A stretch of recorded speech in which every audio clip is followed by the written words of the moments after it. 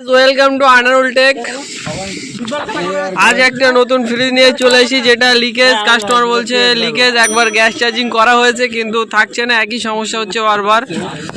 তো আমরা কুলিং কয়েলটা খুলে একটু চেক করছি প্রেসার দিয়ে, কুলিং কয়েলটা লিক আছে কিনা ওটা আমরা একবার চেক করব। দেখো একবার গ্যাস চার্জিং করা হয়েছে, কুলিং কয়েলটা আমরা চেক করছি, দেখা যাক কুলিং কয়েলে লিক আছে কিনা। কুলিং কয়েলে লিক না থাকলে আমরা একটা কন্ডেন্সার বসিয়ে দিলে আশা করি রেডি হয়ে যাবে মেশিনটা। এটা স্যামসাংয়ের ডবল ডোর মেশিন আছে। দেখো গাইস, দেখো আমরা প্রেসার তুলেছি এবং লিক চেক করছি সার্ফ গাজা দিয়ে।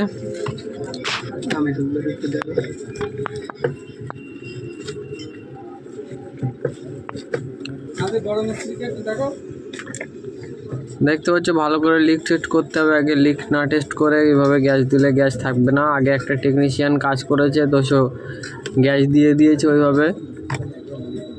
তোমরা ভালো করে আগে চেক করে নেবো। খুব দক্ষভাবে কাজ করছে আমাদের চঞ্চলদা। তো আমরা কোথাও লিক খুঁজে পাইনি, তো আবার এটা লাগিয়ে দেবো যেমন ছিল তেমন। তো এটা কন্ডেন্সার লাগালে এটা সমাধান হয়ে যাবে। তো আমরা কন্ডেন্সার লাগাবো, লাগিয়ে গ্যাস চার্জ করে দেবো। লিক কোথাও পাওয়া যাচ্ছে না, কয়েলে কোথাও লিক নেই, আমরা কনফার্ম হলাম। লাগিয়ে দাও ওটা, লাগাও লাগাও ভালো করে লাগাও।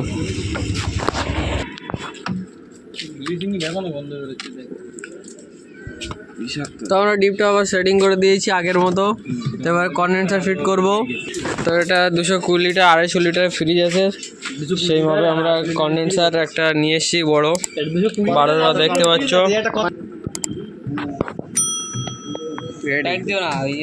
তো আমরা এটা ভালো করে সেট করে নেবো কন্ডেন্সার পাইপটা, এখানে ঝালাই করতে হবে সেই হিসেবে। বুঝকর কন্ডেন্সারটা ভালো করে ফিক্স করে নিচ্ছি।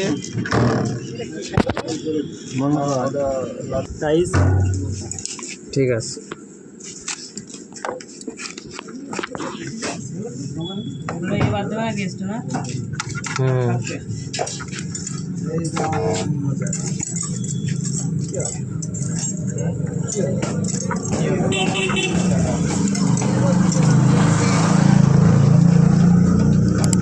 কাটার দিয়ে কেটে নিচ্ছি।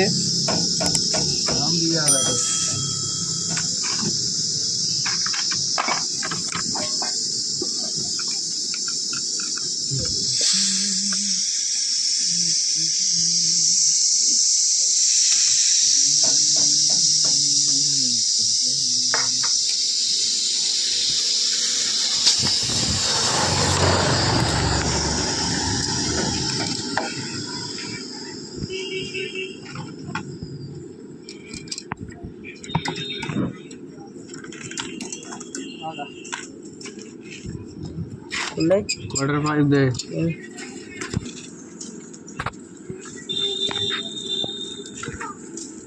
इसमें हेड मिस्त्री सब एखाने हेल्पार কাজ দেখা হচ্ছে। তো আমরা ভালো করে ঝালাইয়ের আগে লোয়ার পাইপটা ঘষে নিতে হবে, না হলে লিক করতে পারে। সুন্দরভাবে ঘষে নিতে হবে। অ্যাকশন লাইনম্যান নাকি অ্যাকশন নাকি ডাইরেক্টর ডাইরেক্টর হ্যাঁ গান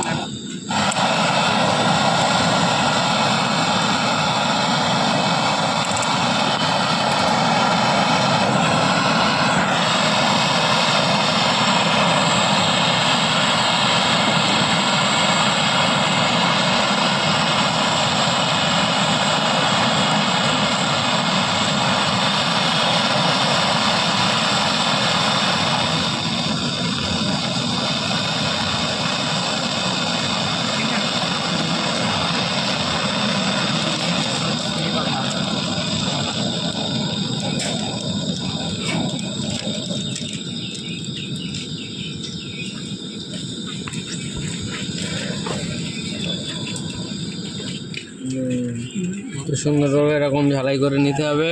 মাল ভিডিও চালুই করিনি, ঝালাই করে ভালো করে চেক করে নিতে হবে পরে। লিক আছে কি না। চলো সুন্দরভাবে নিচেরটাও ঝালাই করে নেওয়া যাক।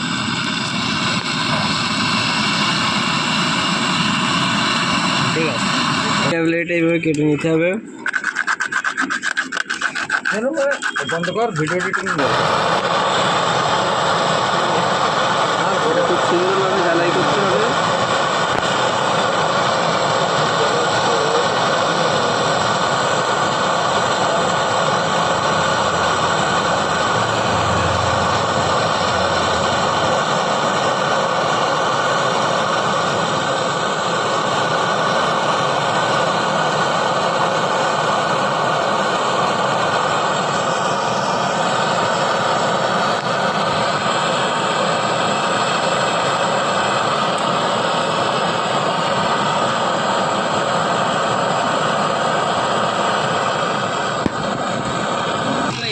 তো গাইস আমরা ভ্যাকুম করছি, মেশিনটা ফ্লাশ করানো হয়ে গেছে, ভালো করে ফ্লাশ করানো হচ্ছে। ফ্লাশ করে এবার গ্যাস চার্জিং করা হবে নাকি সব করে ভিডিও সবাই যে কোনো একটা ভিডিও হবে। ভালো করে ভ্যাকুম করা হচ্ছে, ভালো করে ভ্যাকুম করবে, না হলে কখনোই মেশিন ঠিকঠাক ঠান্ডা দেখে দেবে না। যে সব কটাই চালাচ্ছে সব কটাই হবে। গাইস আমরা মোটামুটি 40 মিনিট ধরে ভ্যাকুম করেছি, এবারে আমরা গ্যাস চার্জিং করব। তো সবার আগে ভালো করে দেখতে হবে গ্যাসটা কি গ্যাস আছে। দেখো এই যে লেখা আছে 134 R134, আমরা R134 গ্যাস দেবো, না হলে মেশিনটা চলবে না, ঠিকঠাক ঠান্ডা হবে না, কম্পিউটারটা নষ্ট হয়ে যাওয়ার চান্স থেকে। ঠিক আছে, ঠান্ডা হবে না। তো চলো আমরা গ্যাস চার্জিং করা শুরু করে দেই। চলো নাও। তো ভ্যাকুম করে আমরা গ্যাস দিয়েছি। প্রথমে একটু গ্যাস দিয়ে একটু ওয়েট করতে হবে, ওয়েট করে তারপরে গ্যাস দিতে হবে, মেশিনটা চালু করতে হবে। তারপরে একটু ওয়েট করবো, করে আবার গ্যাস চার্জিং করবো। তো আমরা আবার আস্তে আস্তে স্লোলি মেশিনটা চালু করে গ্যাস চার্জিং গ্যাস দিতে হবে আস্তে আস্তে। দেখো স্লোলি দিতে হবে। সবার আগে বলে রাখি 134 গ্যাসের ব্যাক প্রেশার হচ্ছে 9 থেকে 10, 11, 12 পর্যন্ত হতে পারে। তোমরা আস্তে আস্তে গ্যাস দিয়ে দেবো। ঠিক আছে, বাইরের টেম্পারেচার এখন 32, ফ্রিজের মধ্যে দিচ্ছি, এখন টেম্পারেচার দেখা হবে। এই বসিয়ে দিলাম 32, তারপরে পরে দেখা হবে। তো গাইস আমরা গ্যাস দিয়ে দিয়েছি, মোটামুটি ভিতরে ঠান্ডা চলে এসেছে। গাইস দেখো ভিতরে ঠান্ডা চলে এসেছে, খুব সুন্দর ঠান্ডা চলে এসেছে। ভিডিও যদি ভালো লাগে চ্যানেলটিকে সাবস্ক্রাইব করুন, লাইক করুন, শেয়ার করুন। আগামী দিনে ভিডিও দেখতে সাবস্ক্রাইব করে রাখুন। Good bye.